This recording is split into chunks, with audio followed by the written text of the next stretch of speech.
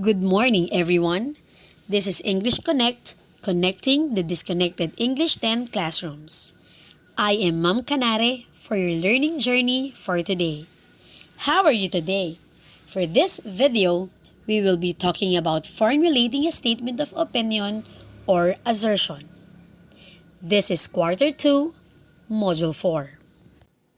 This module is about dealing with the ups and downs of life, where it requires staying true to your identity and unveiling of a person's real strength, and it is only possible through formidable challenges. You will learn to have empathy and help others where and when you can, but avoid taking on their responsibilities. And everyone should be accountable for their actions and is obligated to their duties. At the end of this module, you are expected to formulate assertion about the content and properties of a given topic. 2. Distinguish between opinion and assertion with specific vocabulary. And 3rd, create meaningful assertion from a given text. Before we proceed, let us test what you know.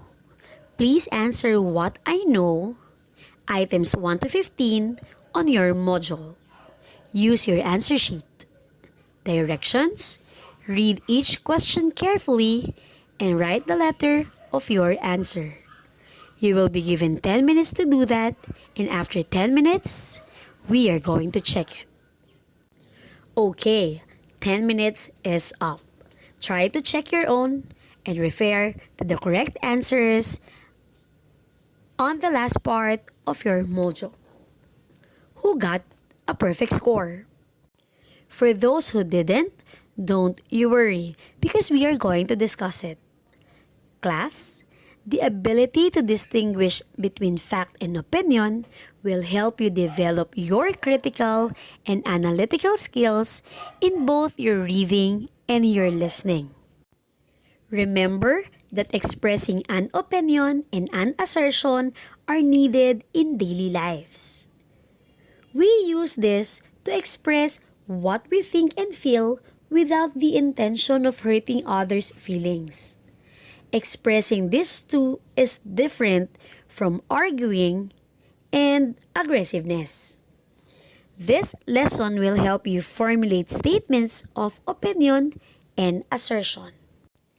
Class, please do remember that when we say fact, these are statements or things that no matter what happened, it will still remain as true. These are proven and these are based on evidences and proofs. While opinion is a thought, belief, or a judgment that a person or a group of people have about something or someone, which are based mainly on their beliefs. It may also be a judgment made by experts. While when we are talking about assertion, it is an artistic method involving a strong declaration, a forceful or confident and positive statement regarding a belief or a fact. Often, it is without a proof or any support. Its purpose is just to express ideas or feelings directly.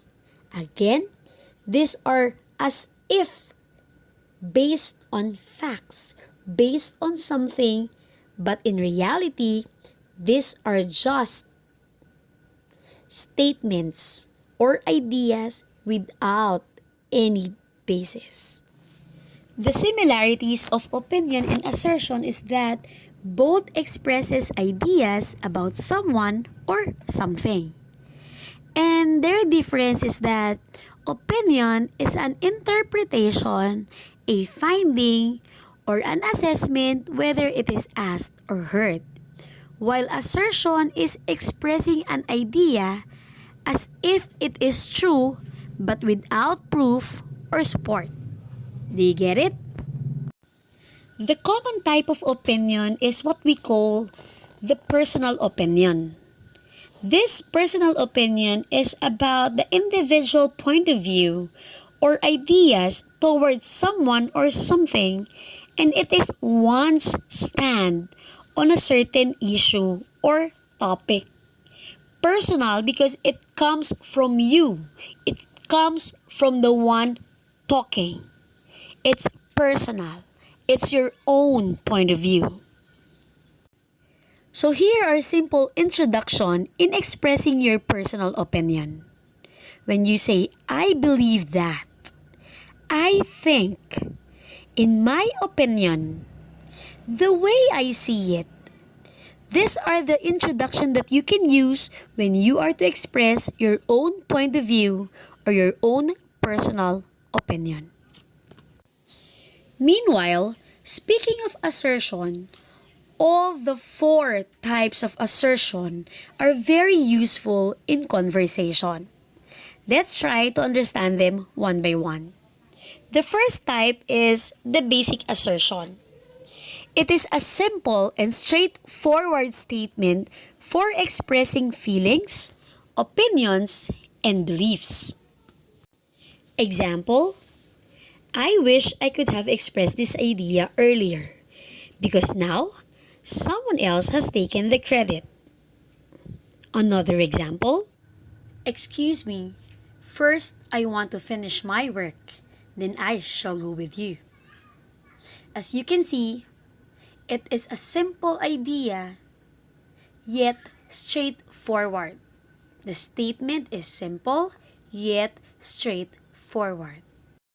The second type is the empathic assertion. It conveys sympathy to someone, and it is usually composed of two parts. The first is a recognition of the feelings or situations of the other person. And the second is the statement that shows support for the person's viewpoint, feelings, or right. For example, I understand that you are busy, and me too.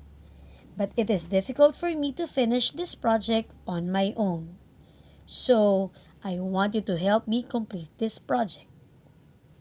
Second example, I know this is making you angry and frustrated because you have not gotten a response yet. But I can help you by giving you an estimate of how long it might take. As you can see, the first statement conveys sympathy to the person's idea. And then the second statement is something that shows support for the other person's viewpoint. The third type of assertion is the escalating assertion. It occurs when someone is not able to give a response to a person's basic assertions. And therefore, that person becomes firm about him or her. For example, if you do not finish this work by 6 o'clock tonight, I will engage the services of another worker. Second example, I really want to finish this point before you start yours. It only shows that this escalating assertion is somehow giving a condition because his or her first statement was not given a response. The fourth and the last type is the I language assertion. It involves the first person pronoun I and is useful for expressing negative feelings. Nevertheless, it constructively lays emphasis on a person's feelings of anger. For example, when you speak harshly, I cannot work with you because I feel annoyed. Therefore, I want you to speak nicely and then assign me a task. Second example, when I don't get enough sleep, it affects my nerves and I feel irritated. Therefore, I try to go to bed earlier. In this I language assertion, it only shows that the statement is expressing negative feelings and is constructively laying emphasis on a person's feeling of anger, as it is shown in the examples given. Did you understand the discussions about the types of opinion and assertions? How well can you tell factual from opinion statements? Let's find out as we proceed with the Independent Assessment 1 entitled Where I Belong. I want you to read the statements carefully and try to identify whether the statements falls under an opinion, a fact, or an assertion. Simply write O for opinion, A for assertion, and F for a fact. Are you ready? You will be given 10 minutes to answer the activity. Your time starts now. 10 minutes is up. Let's now proceed with Independent Activity 2, entitled Express Your Idea. Directions: construct your own example of fact, opinion, and assertion based on your own experience. Once you're done, you may now proceed answering what have you learned. Things that you learned out of the discussion and the questions you have in mind. After that, you may now proceed answering what I can do. This is an activity that will be graded through a rubric. Please take note of the rubric for the grading system. Then, proceed to the assessment. Directions: read each question carefully, choose the letter of the best answer, and write it on your paper. For the last task, this is about the additional activity where it will be graded as one of your performance tasks or performance output. You are asked to write a slogan that will express your opinion about the situation of Philippine education. Again, this will be graded through a rubric. Congratulations! Grade 10, you have unlocked another skill for Grade 10 English Quarter 2, Module 4. This is formulating a statement of opinion or assertion. Let's give yourselves a big round of applause. Please be reminded that when you finish this video lesson, I want you to write your section and your name in the comment box for your attendance. Thank you and God bless.